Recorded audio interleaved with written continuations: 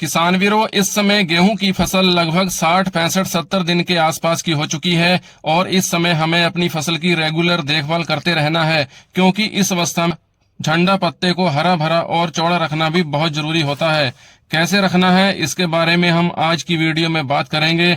गोब की अवस्था में फसल को बीमारी से बचाने के लिए एक स्प्रे फंगीसाइड का जरूर करवा देना है। कौन कौन से बेस्ट फंजीसाइड्स रहेंगे, इसके बारे में भी आज की इस वीडियो में हम बात करेंगे। इसके अलावा इस समय कुछ जरूरी माइक्रो न्यूट्रिएंट्स और साथ में तेले चेपे की रोकथाम करना भी बहुत ही जरूरी होता है।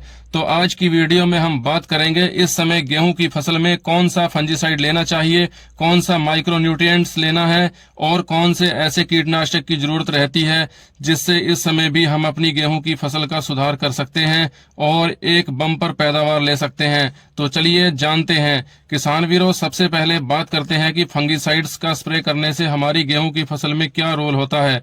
तो इस समय फंगीसाइड की स्प्रे करने से गेहूं में जो भी फंगस जनित बीमारियां होंगी, जैसे कि येलो रस्ट हो गया, ब्राउन रस्ट हो गया, लूज स्मट हो गया या पाउडरी मिल्ड्यू हो गया, और इन सब रोगों को कंट्रोल करने के लिए एक स्प्रे फंगीसाइड का भी बहुत जरूरी होता है। तो किसी भी फसल में फंगीसाइड्स और कीटनाशक का स्प्रे करने का जो सबसे बेस्ट टाइम होता है वह होता है गोब की अवस्था में, मतलब जब बालियां निकलने वाली अवस्था होती है। ये सबसे बेस्ट टाइम होता है कि किसी भी फसल में फंगीसाइड और कीटनाशक का स्प्रे करने का। कोई भी फंगीसाइड या कीटनाशक किसी भी फसल की पैदावार नहीं बढ़ाते, यह सिर्फ फसल को बीमारी और कीटों से बचाते हैं। फसल की ग्रोथ और बम्पर पैदावार हमेशा जो प्लांट हेल्थ टॉनिक आते हैं या प्लांट ग्रोथ प्रमोटर्स आते हैं या फिर जो पीजीआर आते हैं, पैदावार सिर्फ इनसे ही बढ़ेगी।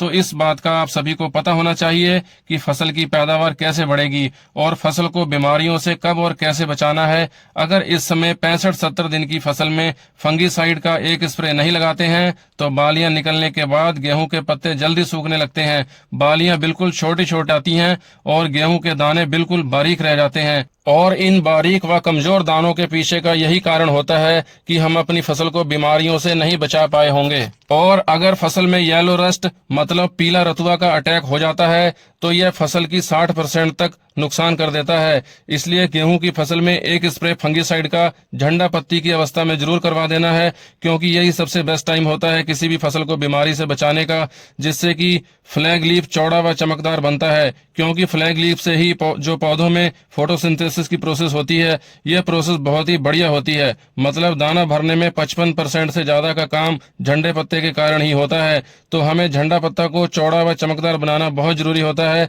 तो अब बात करते हैं कि गेहूं की फसल में कौन सा फंजीसाइड देना चाहिए। तो किसान वीरों, हमें लेना है ट्राइजोल और स्ट्रोबिन ग्रुप का कोई भी एक फंजीसाइड हम ले सकते हैं, जैसे कि प्रोपिकोनाजोल हो गया या टेबुकोनाजोल हो गया या फिर डाइफेनाकोनाजोल या फिर अजोक्सिस्ट्रोबिन हो गया, या और भी बहुत सारे फंजीसाइड्स आते हैं। तो इनमें से कोई भी एक फंजीसाइड ले सकते हैं और जरूरत के हिसाब से अगर खेत में प्रॉब्लम बहुत ज्यादा होती है तो इन सब की दोबारा भी, मतलब कि 15 से 20 दिन के बाद दोबारा भी स्प्रे कर सकते हो, कोई भी दिक्कत देखने को नहीं मिलेगी। इसके अलावा खेत में अगर माहू तेले चेपे का अटैक होता है तो इसके लिए हमें क्या करना है कि जो थायोमेथोक्सम 25% में आता है तो इसकी एक स्प्रे हमें गेहूं की फसल में जरूर करवा देनी है। इससे ज्यादा महंगे कीटनाशक डालने की जरूरत नहीं होती है, एक ही स्प्रे में यह कीट बहुत ही आसानी से कंट्रोल हो जाएगा और इसकी डोज हमें लेनी है 100 ग्राम प्रति एकड़। उसके बाद बात करते हैं कि इस समय हमें गोब की अवस्था में जो सबसे बेस्ट माइक्रोन्यूट्रिएंट होता है